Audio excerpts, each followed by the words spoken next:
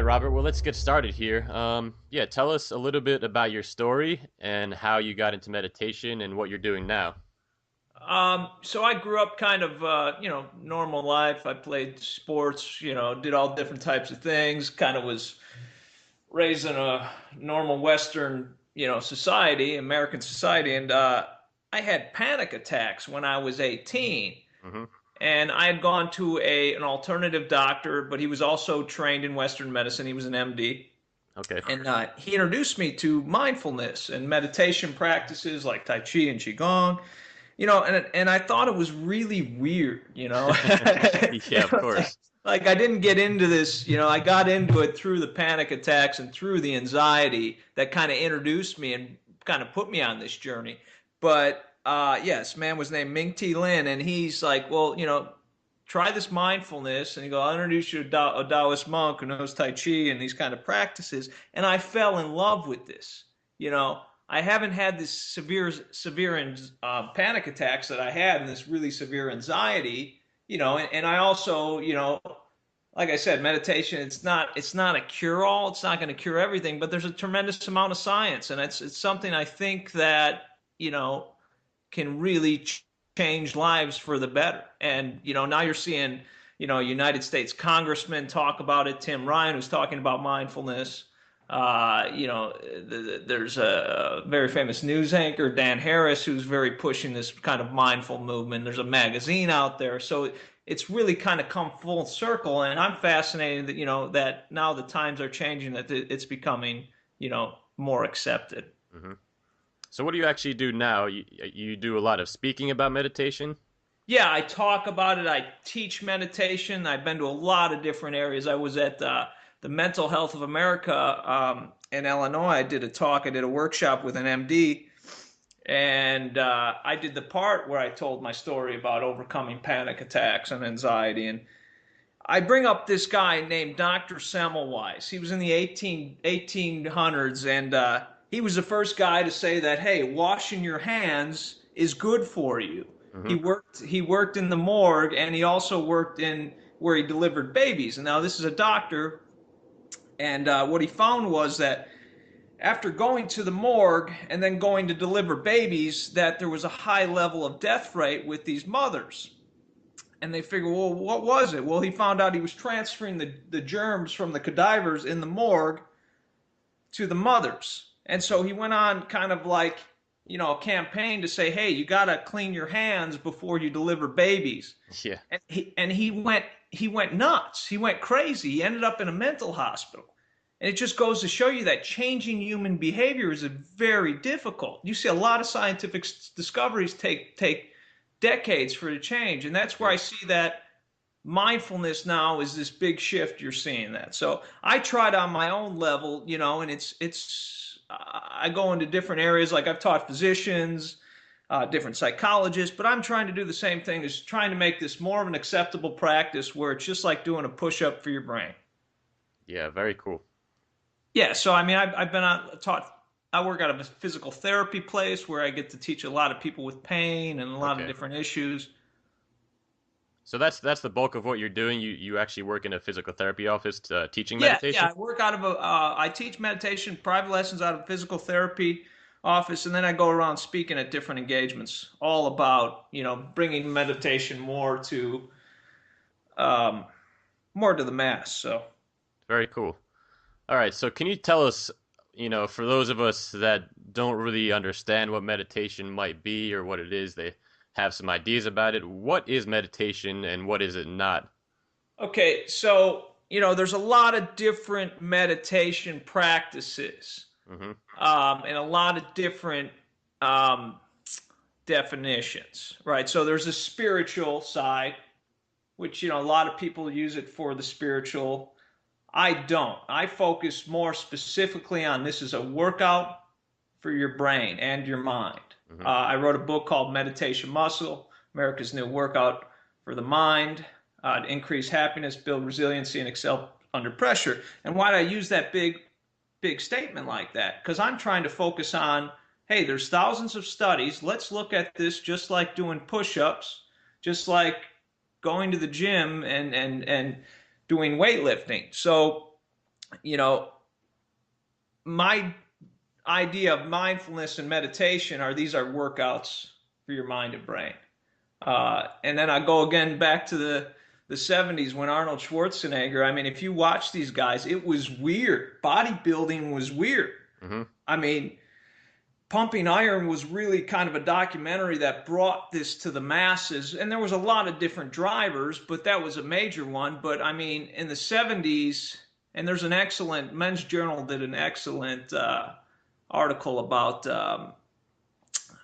the history behind bodybuilding, but I won't. I can get you that link. Okay, yeah. But again, this was a weird practice, and this is now. Hey, we have these thousands of studies. We have the fMRI scans that shows that meditation builds gray matter in different unique areas in the brain, and makes you more compassionate, reduces anxiety, and so it's as if why is this not being brought to the mass by why is Congress not why is the Surgeon General's office not pushing this? This is what I'm interested in seeing. Okay, very cool. So you talked a little bit about your idea of meditation. Can you tell us, what is it not? Again, a lot of people think that you have to be, some sort of monk in Tibet, isolating yourself, or you have to believe, in a certain spirituality about it. Can you tell us Yeah, about yeah. how So that's not necessary to benefit from meditation? So, I mean, I trained with a man who was trained in a temple who literally had no furniture in his house when I first went to his house. We just meditate all day. I mean, Yeah. watch TV and stand up meditating. I mean, to see, a lot of these people think that, you have to go move to a different country and study with a monk and shave your head and do these millions of exercises, meditation exercises, and you don't. We're now in a way that what meditation is not it's not that you have to go join a religion and change. It Mhm. is an exercise for your mind and your brain. You don't have to actually believe anything.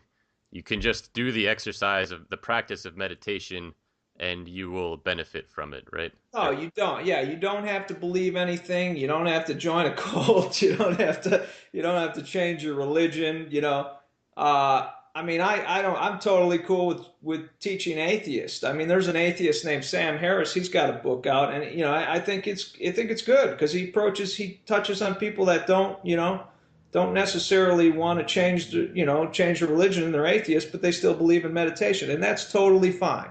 Hmm. I mean, I believe in God and I spiritual side, but I'm not out here to change somebody's beliefs on his or her religion. So if there's different people pushing it from an atheist perspective and they push meditation, hey, I just think that that somebody should go to an American doctor and they should say, hey, there's scientific studies on mindfulness, try it out. Just like when you go to the doctor and the doctor says, hey, do these different exercises, bench presses, uh, for to strengthen this area of your body. I think you should go to a doctor, and the doctor should say, "Hey, there's scientific studies on mindfulness. Try it out." Yeah, I couldn't agree more. So let's get into that, the science of it a little bit and the benefits. Why should we meditate? How can meditation benefit us? You know, and I've said this on multiple times. I've written about it in my book. I mean, some of the brightest minds from University of Wisconsin, Richard Davidson. That guy does some incredible work on studying the aspects of mindfulness. Hmm. Um, Harvard University, UCLA. I mean, you can Yale University. You can go on and on about these incredible universities looking at meditation through fMRI scans, and there's an endless. You could spend an endless time looking at the scientific research, and it's not what I think. It's not the scientific research. It's the actual public relations campaign of what needs to be said. Hmm. I mean, people still there's this massive stigma across. Some people say we reach it. We're not even close to a tipping point on mindfulness. I mean, the tipping point comes when you know, the Surgeon General office says mindfulness should be pushed. Yeah. I mean, this is not something that and I come from, a frat boy culture. I mean, a lot of my buddies are, these frat boys real hard, I mean, they work at real estate or, they're in the financial industry. Hmm. And like 3 years ago, they were laughing at me. You're watching football. They're like, you're doing meditation. And now they're all doing it. And they're saying, hey, you changed my life by introducing me to this stuff. So I just think it's more of a public relations um, aspect, that why the science should be more available to these people, and they should be able to understand that, hey, this is really something like an exercise for your brain Hmm. and mind. Yeah. So for those of us that might be more, I guess, open to understanding the science about it, can you tell us, I guess, maybe more some of the more major studies or Yeah, some of the more well studied benefits of meditation that you're aware of? yeah. Like UCLA did a study with that said that it strengthens the gray matter in your brain. Hmm. Harvard Medical School did a study which said that it it shrinks the area of the gray matter in your brain associated with stress and grows the gray matter in your in your brain associated with compassion. I Hmm. mean, right there, that thing is just amazing. That we can heighten compassion and make. I was in the Cook County Jail, um, and I wrote a little bit about this article in Huffington Post, just to mention. But they were teaching yoga, and I got to see these guys are criminals, and I got to see one of them was a former felon that was teaching the yoga class, and I got to see that he was talking about how it changes your mind, it gets you to think. Hmm. And I think that is important because when a kid from the south side of Chicago or whatever he is, whatever part of the world he is, he's in a gang and he has a gun, and maybe he can think about what his consequences are. And that's really what mindfulness does. It gets you to think about your own thoughts, your own desires, your own impulses. I was at a mindful event where a little girl, she was a teenager, and she says, this was the first time I started meditating, and I noticed as I'm walking down the hall that I wasn't judging someone. I mean, I almost shed a tear because think about all the kids that grow up in really bad societies that aren't taught how to use their brain, and they resort to violence. They go and grab a gun when somebody says something stupid, maybe makes a stupid Facebook comment or whatever nonsense Hmm. that you're exposed to when you're a teenager, and they go and they cause harm. And I think that's where it's almost like, instead of saying mindfulness or meditation, I would say this is a practice how to use your brain, how to use your mind, how to Yeah. understand what fear is. That's Goldie Hawn has an incredible program called Mind Up, where they teach social emotional learning and these kind of practices that in neuroscience that shows you how to use your brain. I mean, there's a lot of different programs out there, but that's really something I think that's fascinating. Yeah, I agree. And there is a lot of science out there, and we can include some links and all of that to the science. But can you talk about some of, I guess, maybe the more subjective benefits that you've seen or that you've experienced and that you see others experience on meditation? How it can affect our everyday life, you know? Yeah, like I'll go directly on that. I was a major, major troublemaker as a kid. Yeah. Yeah, and I had a lot of buddies that did some really, really terrible things. Hmm. You know, and I was able not, I've never been in jail. And I was they brought that up. They said, a couple of my buddies said, "Hey, you made a major turn since you were a teenager." What? And I have to directly say that it was because of meditation. And there was some, obviously there's a lot of major influences in my life, like my mother and father and monk I train with, and a couple mentors. But really, that idea of meditation and mindfulness was that I could, really look at my thought processes. Hey, maybe I won't do that. Hmm. Maybe I won't, go that direction. That's a bad direction. I need to change my life. And again, that's why I say why this is such an important tool. That's it kind of upsets me because you have people out there that say, oh, this is a religion. They pull that card all the time. Yeah. And it's like look at all the people that could be helped if they were able to look at their mind and realize that, hey, we have these drives, we have these impulses. We really are social animals. I mean, we have the same brain, different parts of the brain as a dog, yet we're more highly evolved that we can operate out of the frontal lobe. And that's really what meditation helps you to. It helps you to engage your frontal lobe and really think critically, think, not really act off of your impulses. And I'm not perfect. I still, do a lot of stupid stuff, but I'm just saying that, it's helped in that area where I think, maybe you don't do such stupid stuff. So Yeah, exactly. I mean, like you said, we can tend to act, impulsively and sort of just be reactive in life. And it seems like meditation can help us to be more aware of not only our actions but our thoughts, and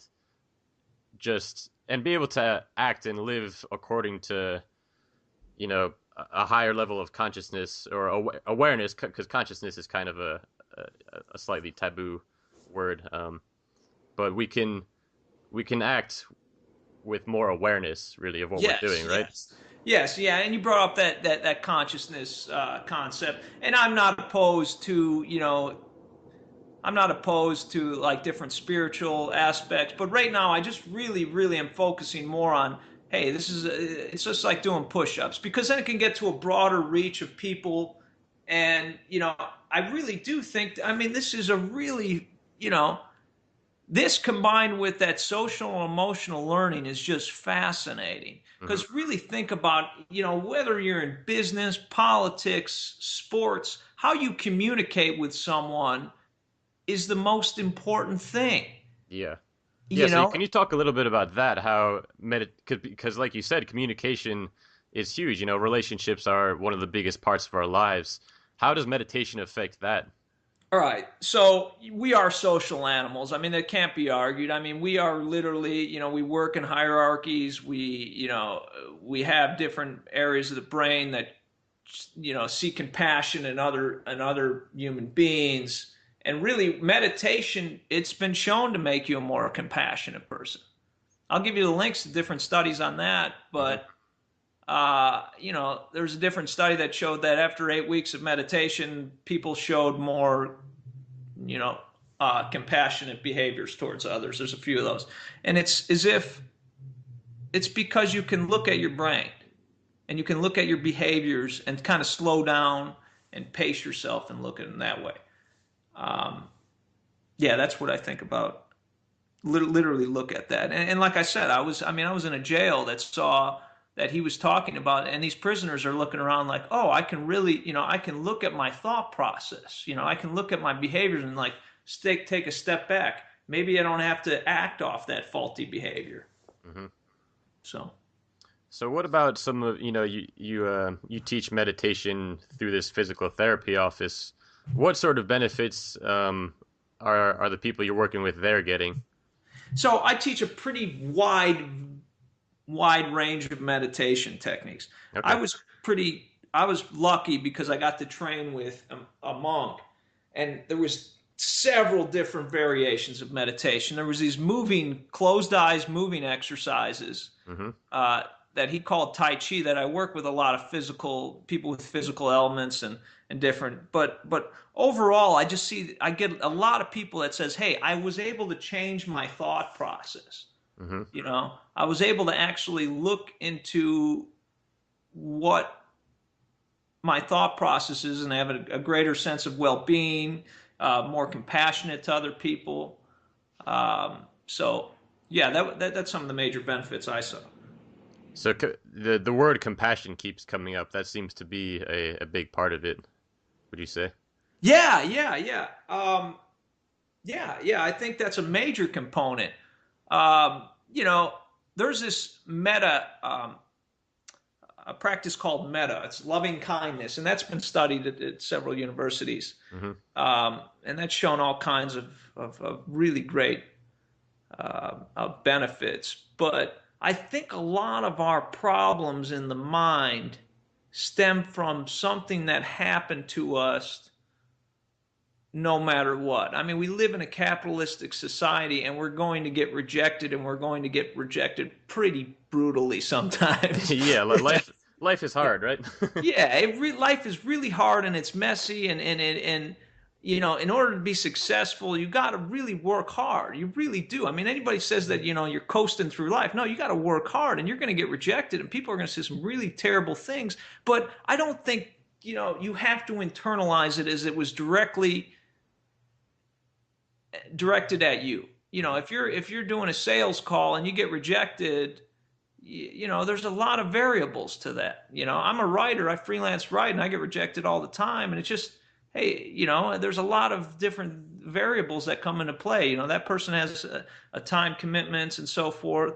But really, that loving kindness, I do it. And hey, I'm trying to make meditation macho. I mean, I talk about like, the military and special forces and Hmm. different things in my book. But I love that loving kindness because I do it. I think it's helped me tremendously at forgiving a lot of people. you know So what is this loving kindness meditation? so loving kindness, I can give you directions in a separate file, Hmm. but the first is you focus on yourself. Hmm. And I think a lot of people, the mind jumps like I'm all over the place, right? When you're meditating. Yeah. So loving kindness, I always suggest that people focus a lot of compassion on themselves before they go to the next step. Uh, so the first step is compassion towards yourself, like sending good vibes. Okay. Uh, What do you mean by compassion? Can you break that down a little bit? like love. Okay.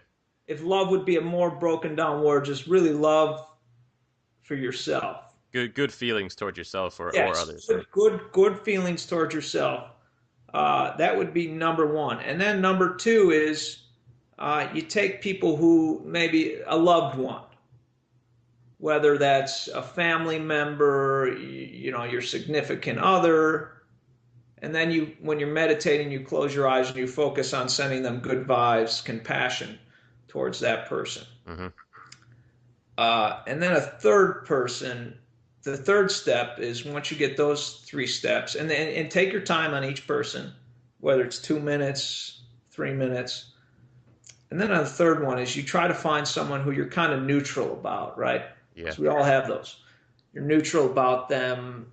Maybe you don't dislike them, but maybe you don't really like them. You're kind of neutral. So you send them loving kindness. Hmm. Um, and then the fourth step is to find an enemy, someone you don't like, Yeah. and to send them loving kindness and compassion. Um, and then the next step would be to kind of put everybody, all that image in a circle and send loving kindness to all of them. And then an even farther step you can go, and there's different variations of loving kindness, is that you kind of go across the whole world and send loving kindness to the whole world. Hmm. Um, and that really is a fascinating thing. I do it all the time. I try to do it all the time. That's helped me. And again, I mean, there's a reason why these practices have been around for thousands of years. That meta loving kindness is a very fascinating art. So I recommend anybody listening to try that practice.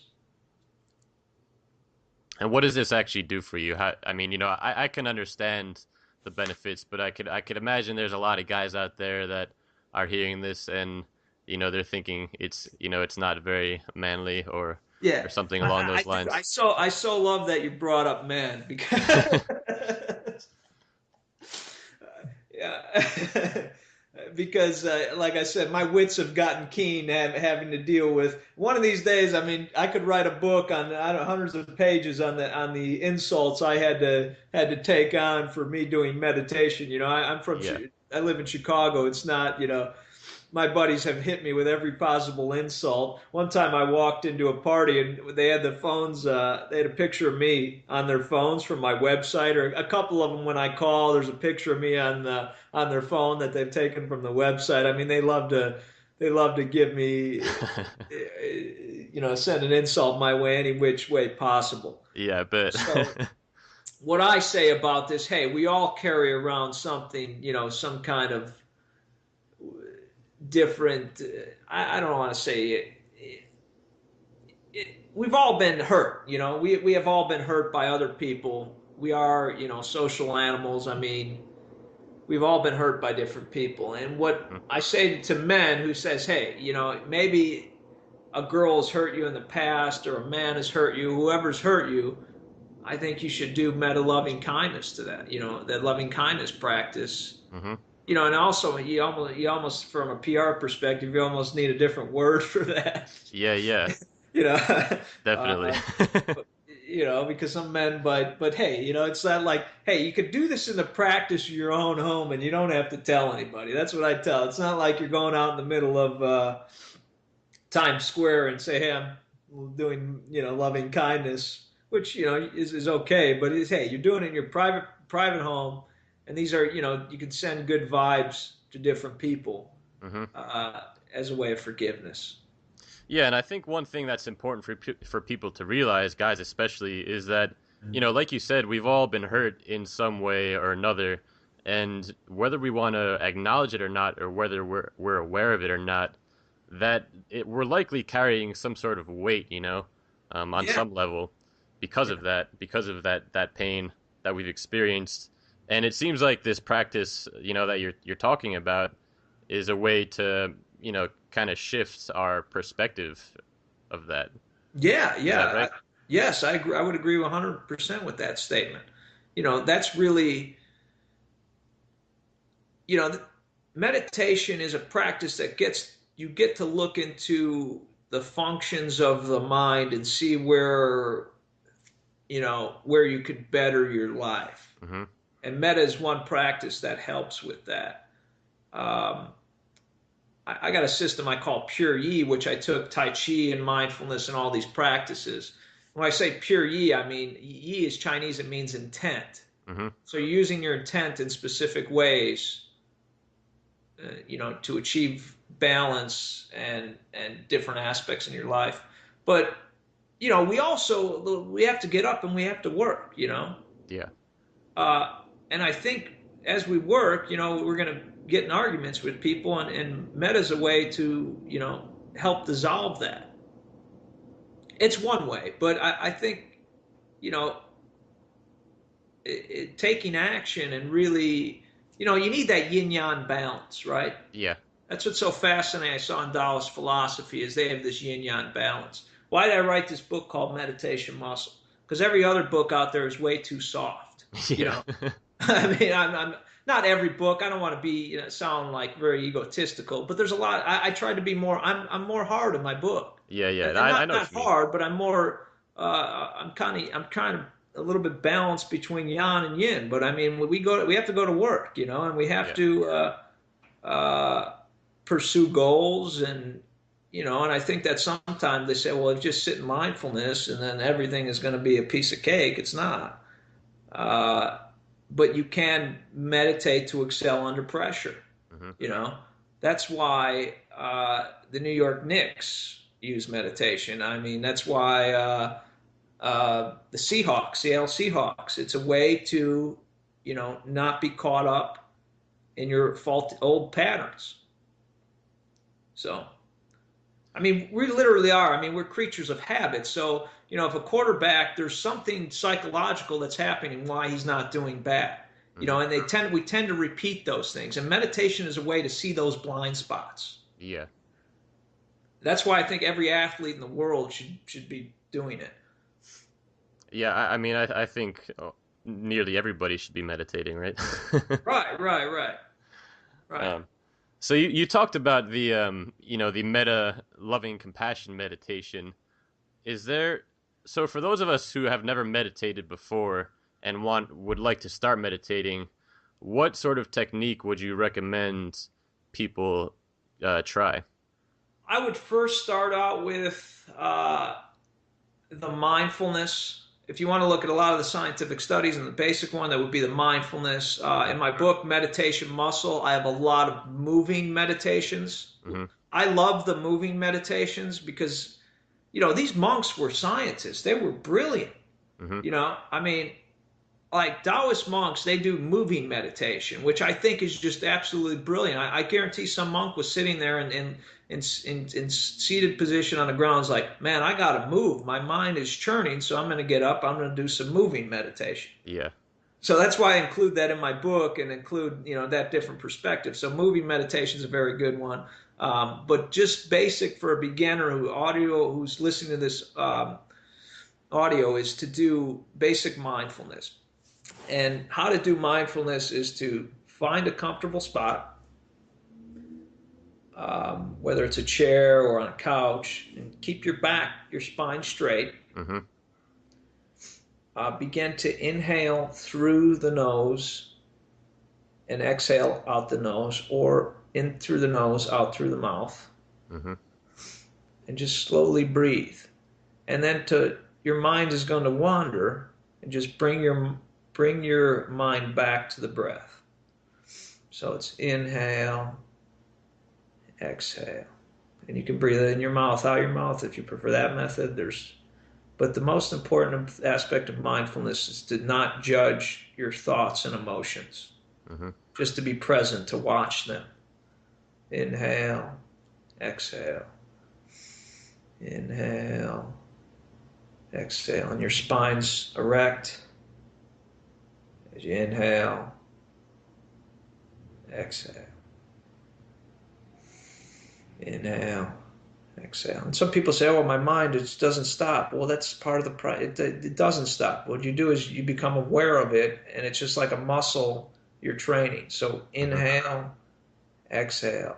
Always bring your attention back to your breath. That's a very basic 2 minute meditation Mhm. or 3 minute meditation, whatever the amount of time. But that can be done for 15 minutes, um, 10 minutes, even 5 minutes. So I do several hours of meditation. People say, how do you do that in one day? I don't do it in one sitting. Yeah. I do it like I'll work for 2 hours and then go do 10 to 20 minutes of meditation Mhm. throughout the entire day. And then I meditate a lot at night. But um, I recommend to, to do chunk by chunk throughout the day. 10 minutes. Yeah, and you worked up to that, right? You didn't start out meditating hours at a time. No, I didn't. I started out just like everybody else, started out doing 5 minutes maybe here, 10 minutes here, 20 minutes. So, people say I'm bad at meditation. You can't be bad at it. Well, I It mean, just like you talk about lift how it's similar to lifting weights, right? You're working out the muscle of your mind. You don't start out with really heavy weights, right? You start light. yeah, yeah, exactly. Exactly.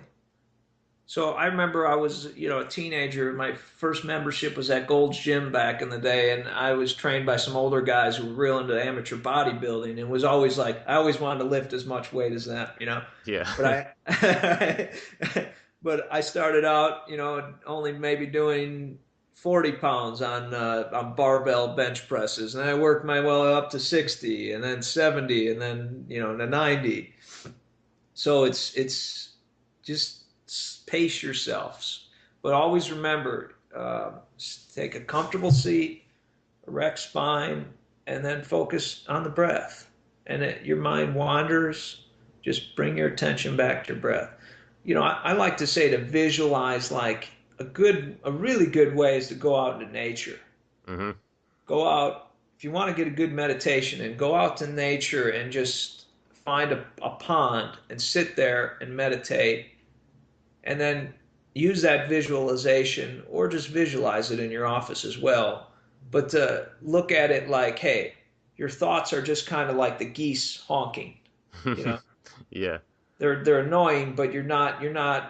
You're looking at the entire lake. You're looking at the trees. You're feeling the weather. Just that chatter in your brain is not you. And that goes on to the topic that I talk with a lot of people, is our chatter is nonsense. The Mhm. chatter going on in our brain is just nonsense. And I think we all get caught up in it, and it causes havoc on everything. I mean, And really that's what meditation helps you to recognize that on a more clearer level, that hey, your thoughts are just, you're just thoughts, you know. Yeah, and meditation allows you to sort of step back and not necessarily separate yourself, but not get consumed by those thoughts, right?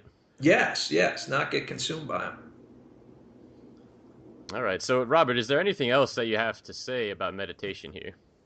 No, yes, I just think that this is a practice that should literally not be weird. You know, I think it should.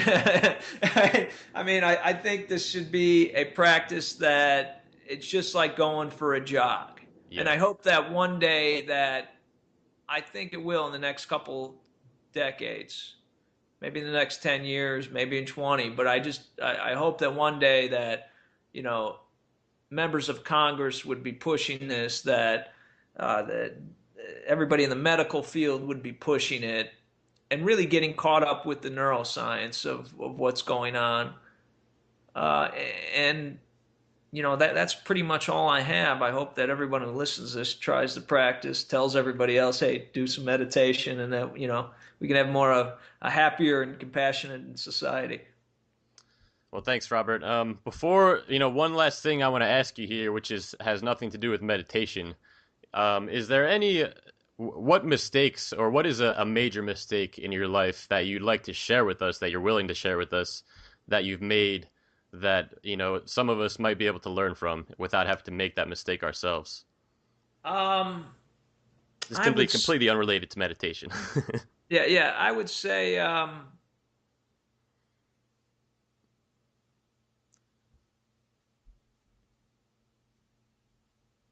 I would say, doubting myself, you know.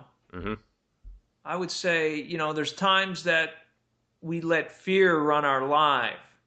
You know, like early in my career, I'd always be like, oh, I was in sales, and I'd be like, oh, if I contact that person, then, maybe they won't like me, or maybe, maybe they'll think of this. And I realized that, hey, it's just, your fears are just, they're just chatter in your brain, and you need to override them by taking action.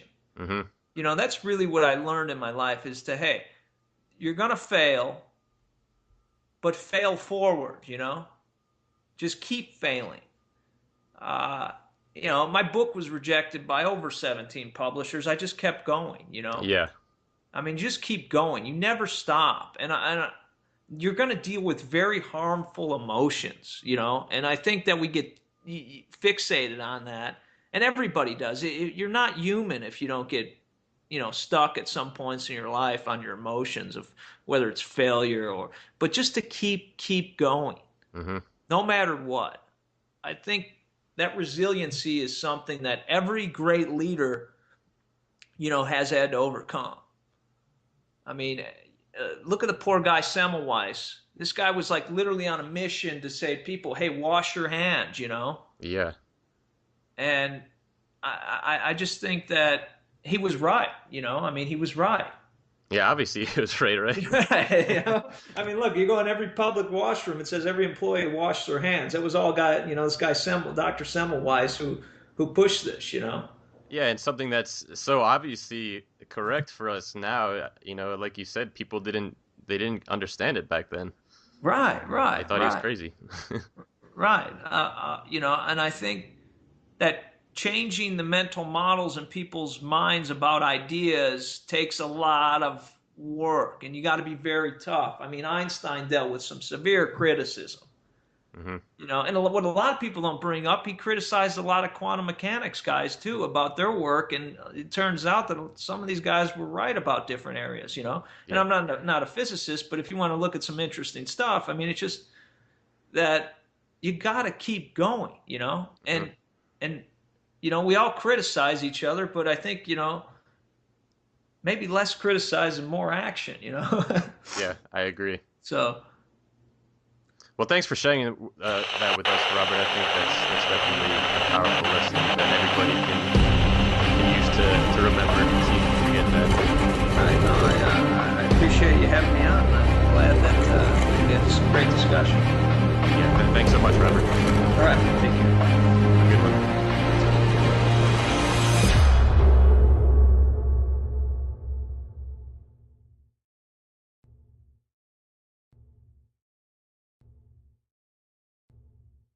panic attacks when I was 18. Hmm. And I had gone to an alternative doctor, but he was also trained in Western medicine. He was an MD. Okay. And he introduced me to mindfulness and meditation practices like Tai Chi and Qigong, and I thought it was really weird, Yeah, of course. like I didn't get into this, I got into it through the panic attacks and through the anxiety that kind of introduced me and kind of put me on this journey. But yes, man was named Ming T. Lin, and he's like, well, try this mindfulness. And he go, I'll introduce you to a Taoist monk who knows Tai Chi and these kind of practices. And I fell in love with this. I haven't had this severe panic attacks that I had and this really severe anxiety, and I also, like I said, meditation, it's not a cure. To show you that changing human behavior is very difficult. You see a lot of scientific discoveries take decades for it to change. And that's where Yeah. I see that mindfulness now is this big shift. You're seeing that. So I tried on my own level, and it's I go into different areas. Like I've taught physicians, different psychologists, but I'm trying to do the same thing, is trying to make this more of an acceptable practice where it's just like doing a push-up for your brain. Yeah, very cool. Yeah, so I mean, I've been taught. I work out of a physical therapy place where I get to teach a lot of people with pain and a lot of Okay. different issues. So that's the bulk of what you're doing. You actually work in a physical therapy office teaching Yeah, meditation? I work out of I teach meditation, private lessons out of a physical therapy office, and then I go around speaking at different engagements, all about, bringing meditation. It's not going to cure everything, but there's a tremendous amount of science, and it's something I think that, you know, can really change lives for the better. And, now you're seeing, United States congressmen talk about it. Tim Ryan was talking about mindfulness. There's a very famous news anchor, Dan Harris, who's very pushing this kind of mindful movement. There's a magazine out there. So it's really kind of come full circle. And I'm fascinated that, that now the times are changing, that it's becoming, more accepted. Hmm. So what do you actually do now? You do a lot of speaking about meditation? Yeah, I talk about it. I teach meditation. I've been to a lot of different areas. I was at the Mental Health of America in Illinois. I did a talk. I did a workshop with an MD, and I did the part where I told.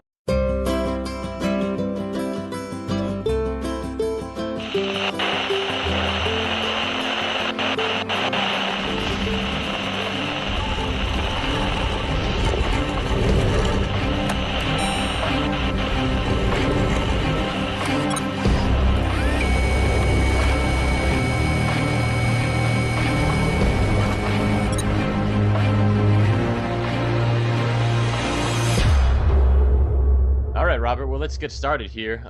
Yeah, tell us a little bit about your story and how you got into meditation and what you're doing now.